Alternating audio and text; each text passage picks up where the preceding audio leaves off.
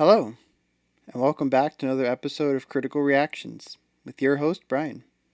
We're going to be checking out some more special selections today, and it's the last little video before we get back into themed videos starting tomorrow with Dude Week. But let's check out what's going on today. Bradford Lockard says he could request hundreds of metal songs, but would like to switch it up with a band called Belmont. The song is Overstepping. He says, too many of my metal friends underestimate their Telecaster wielding cousins. Sounds pretty interesting. I'm down for this. And I do want to note, his avatar is Lion Cat. And yeah, Lion Cat's awesome. Saga is awesome. And I kind of wish Lion Cat was real. I think it'd save us all quite a bit of grief. But we're here for the music. So let's check out some music. Let's go.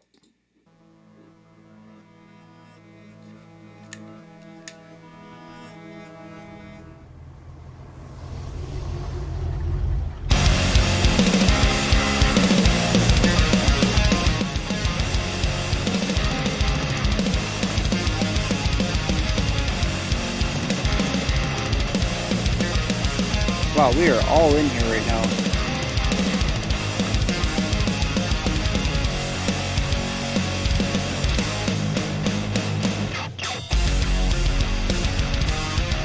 Well, that was a fun little sound.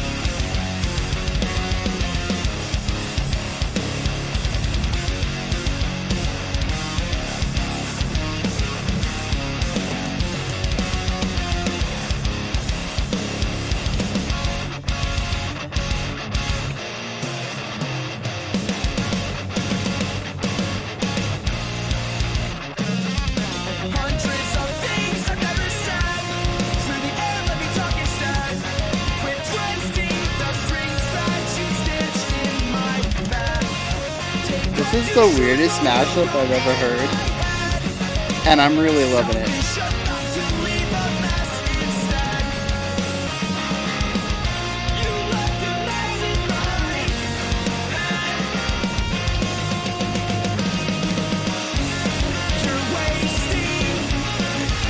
Yeah.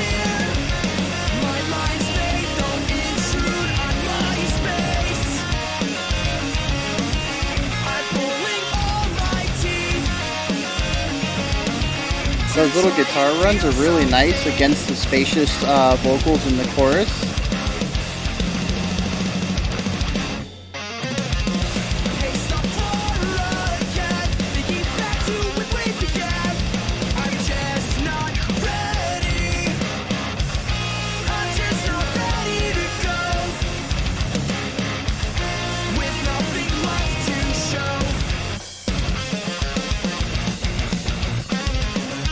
Yeah, so this is like some really cool syncopations and rhythms going on in here with all the energy and upbeatness of pop rock.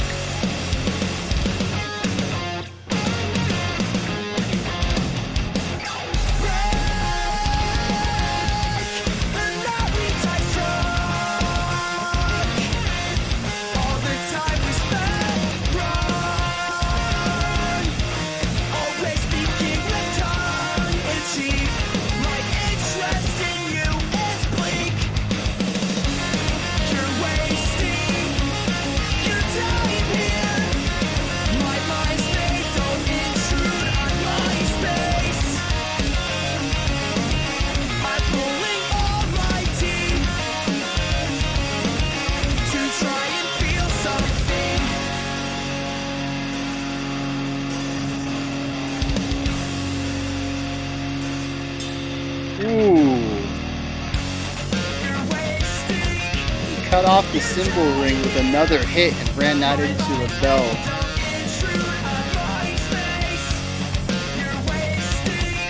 Trimmed down chorus for the outro.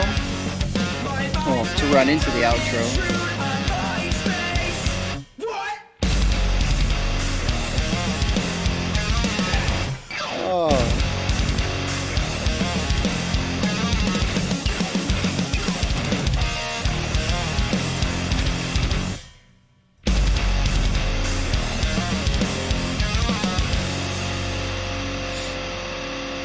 it's really interesting to hear the really heavy breakdown there in a higher tuning, and it doesn't have the same feel, but I really enjoy the energy of it. So yeah, that was fun. That was fun. I love fun. I don't know if you guys caught on to that. Catchy lyrics, fun music. I mean, can I even call myself a metalhead? Probably not. uh, yeah. So I just really enjoy a lot of the energy going on here, and it's such a weird mashup because to me, it feels like they're pulling a lot of concepts from gent, maybe any of the more rhythmic oriented metals, but it's just not tuned down the way that a lot of the heavier rhythmic oriented genres tend to be. This is very much in the higher end of the guitar range, feeling like some pop rock in here. The singer definitely gives it a, an uh, punk pop, Blink 182 Mayday Parade kind of feel to it.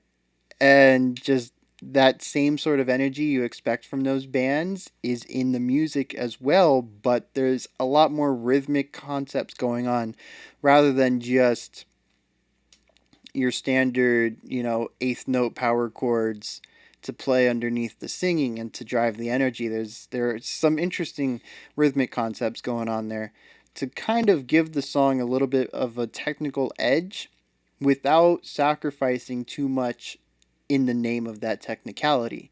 It is still just a really solid, fun track. It didn't become too technical or too complex and end up compromising the fun, playful, just kind of get into the groove and bob with it kind of nature that the punk pop rock kind of thing, lends itself towards. And I really have to appreciate walking that fine line. And I really thought they went over just a little bit at the end, but it was for a bar when they went really mathy and pulled in some wild accidentals and some crazy stops and just some of the more outlandish sounds and rhythmic concepts that were showing up in the last 20 seconds. But it was such a short aspect of the song. It was more of an outro and not anything. I mean, it was the last bit of a song. Of course, it's an outro. But it was a more of a way of finishing the song up rather than a core part of the song. It wasn't a verse or a chorus or a bridge. And even the bridge was more of a stripped down chorus. It had a little bit of a lead into it, but I think the lead in was also a reused section. And then the bridge was just the chorus with less oomph. So yeah, the traditional breakdown, which would have went before the third chorus, ended up coming after it. And like I mentioned, it was really weird hearing that stuff that they normally do. The heavy rhythmic, lowest note you can hit, just really getting into the really gritty heaviness of a breakdown, but in a much more happier uh, tuning, a brighter tune. Not happier. It's a brighter tuning, and it's just funny to hear that because my brain tells me it doesn't work, but my gut's loving it song, so it's got to work, right?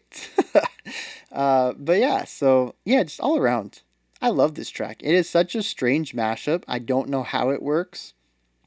I don't think that it should work.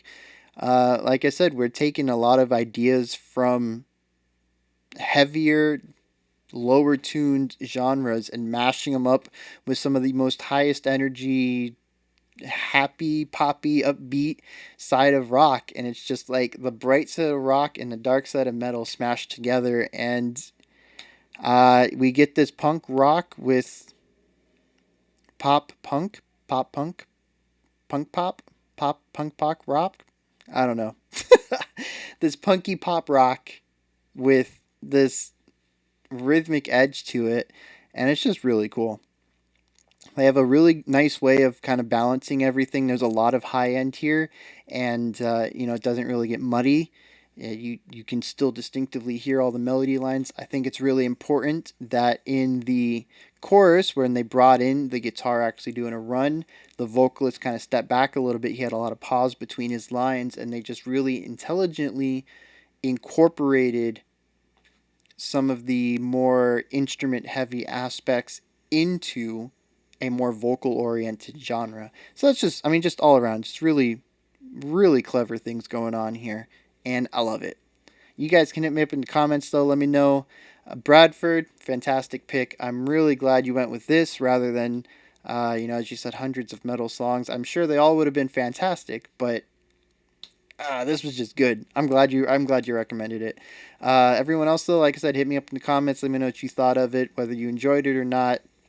There's also a description box above the comment section.